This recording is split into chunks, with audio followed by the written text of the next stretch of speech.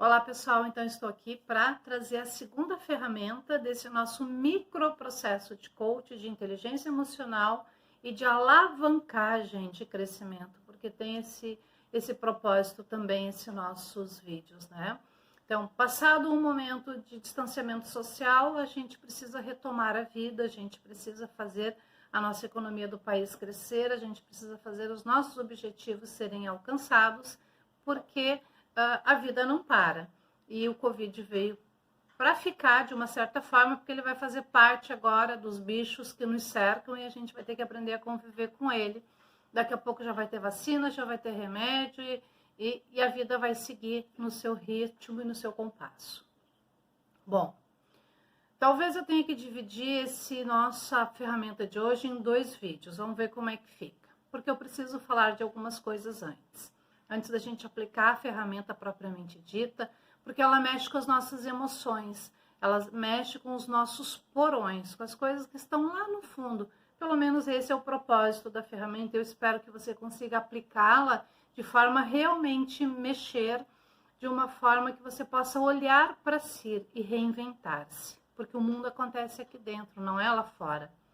Se a gente quer organizar o que está lá fora, quer melhorar o que está lá fora, a gente tem que organizar o que está aqui dentro. O que tem fora é reflexo do que está dentro.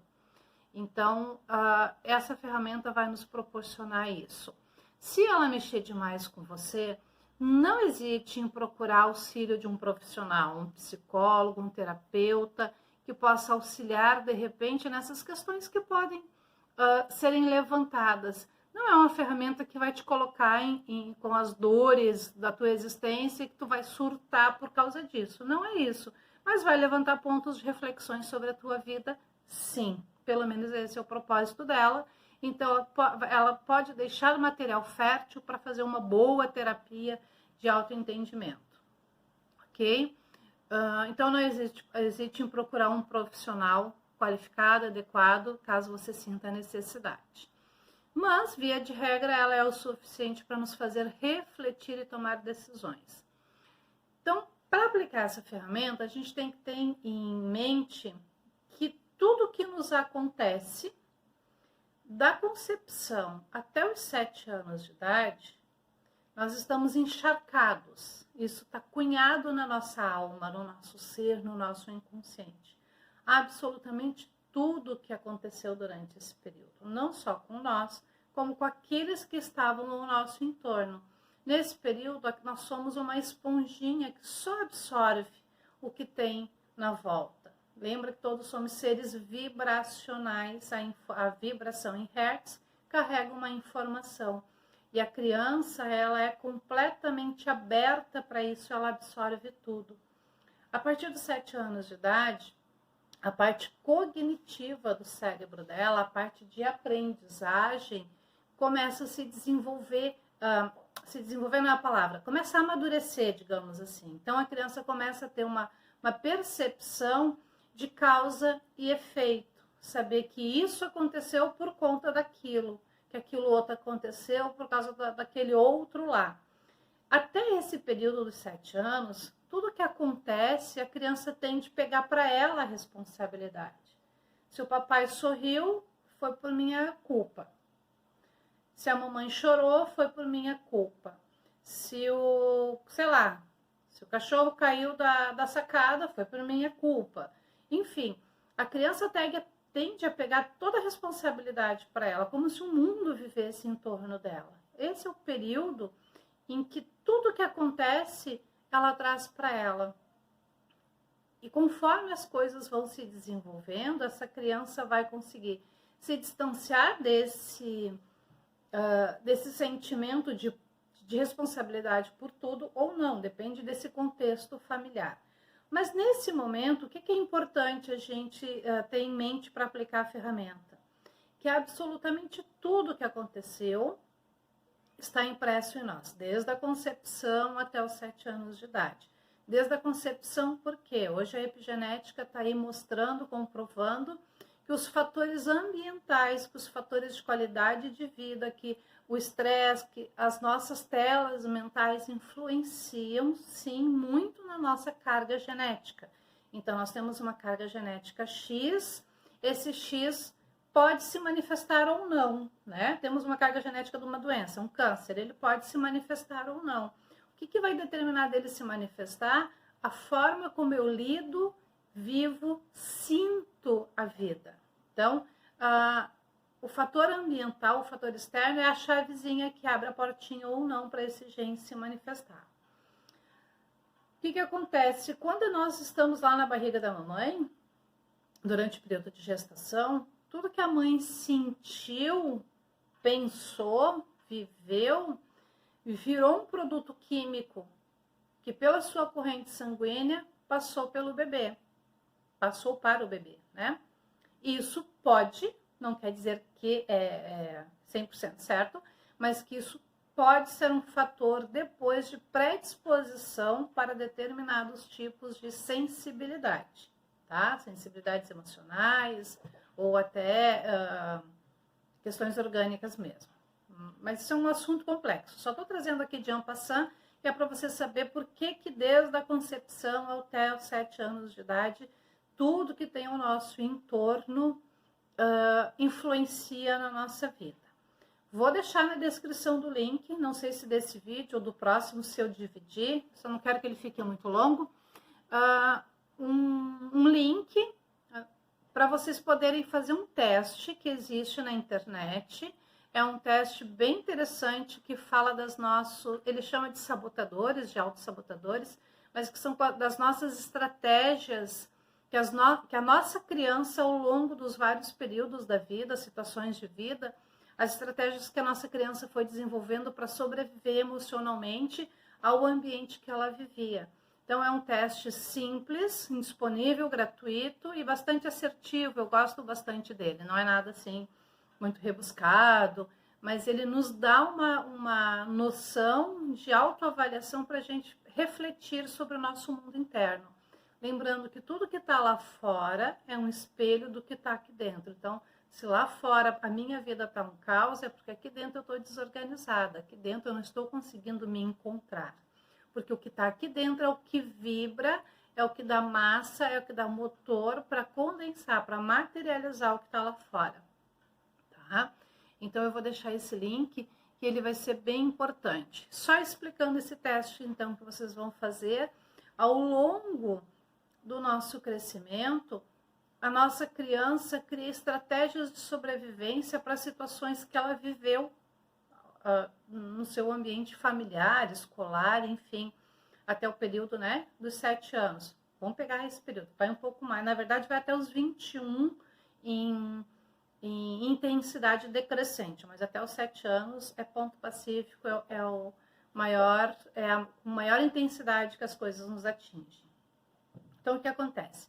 A criança desenvolveu uma estratégia. Um dia ela fez uma coisa certa lá, bonitinha, engraçadinha.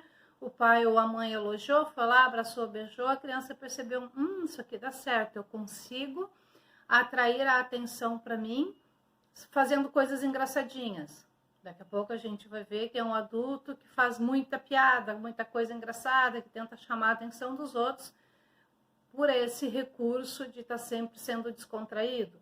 Daqui a pouco a criança fez lá na sua infância, fez alguma coisa bem correta, bem direitinho. O pai e a mãe foram lá e elogiaram, ou alguém elogiou, olha como ela é inteligente, como ela faz tudo direitinho. Pronto, cresceu um adulto que é tudo milimetricamente organizado, pensado, feito. Sabe aquela pessoa assim que tudo é muito organizadinho? Isso são possibilidades, tá, gente? Não estou dando diagnóstico nem dizendo que é assim para todo mundo. São as possibilidades. Na verdade, são 9 possibilidades de estratégias que a gente cria na infância e que lá deu certo, nos salvou emocionalmente naquela situação de caos que talvez estivéssemos vivendo. Só que nós crescemos, ficamos mais velhos, o nosso cognitivo, a nossa parte mental, racional, cognitiva, pensante, amadurece, se desenvolve.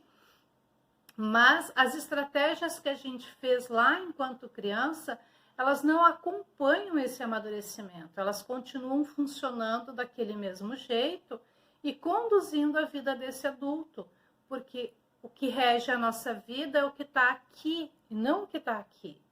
O que está aqui acha que está organizando, fazendo, comandando a vida, mas na verdade ele está a serviço disso, entende? É isso que vibra, então é isso que faz acontecer. Isso direciona, achando que está comandando, organizando a vida, na verdade, mas ele está sendo conduzido, né? Tem um outro diretor, né, oculto, quem está na direção da vida mesmo é o que está aqui.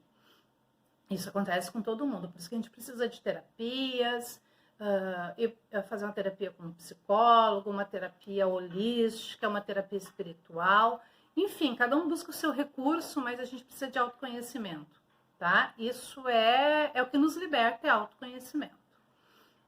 Isso é uma ferramenta de autoconhecimento, então aproveitem. Bom, o que acontece? A nossa criança não acompanhou o adulto, então o adulto continua tomando decisões com base no que a criança decidiu um dia lá naquela situação. Por que isso acontece? Porque nós temos um instinto de sobrevivência. Nosso cérebro, ele vem adaptado de fábrica para manter a vida, né? Ele vem formatado de fábrica para manter a vida. A função principal é proteger a vida.